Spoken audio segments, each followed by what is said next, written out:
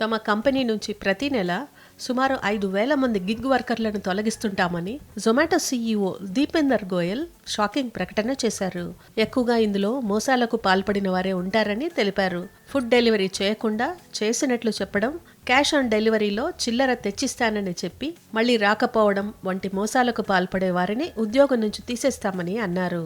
కస్టమర్లు కూడా స్కామ్ చేస్తుంటారని, తమ వెంట్రుకను ఆహారంలో పెట్టి ఫోటో పంపి రీఫండ్ కోసం ఫిర్యాదు చేస్తారని, ఏఐ జనరేటెడ్ ఇమేజ్లతో ఆహారంలో ఈగ పడిందనో కేక్ పాడైందనో సాకుగా చూపి రీఫండ్ అడుగుతారని దీపేందర్ గోయల్ అన్నారు. దీని గురించి యూట్యూబర్ రాజ్ షమానీ పాడ్కాస్ట్లో మాట్లాడారు గోయల్. ఇంకా తాము తొలగించిన వారే కాకుండా అదనంగా ప్రతి నెల సుమారు 1.50 లక్షల నుంచి 2 లక్షల మంది వరకు తమ ప్లాట్ఫామ్పై పనిచేసే గిగ్ వర్కర్లు స్వచ్ఛందంగా వదిలి వెళుతుంటారని అన్నారు.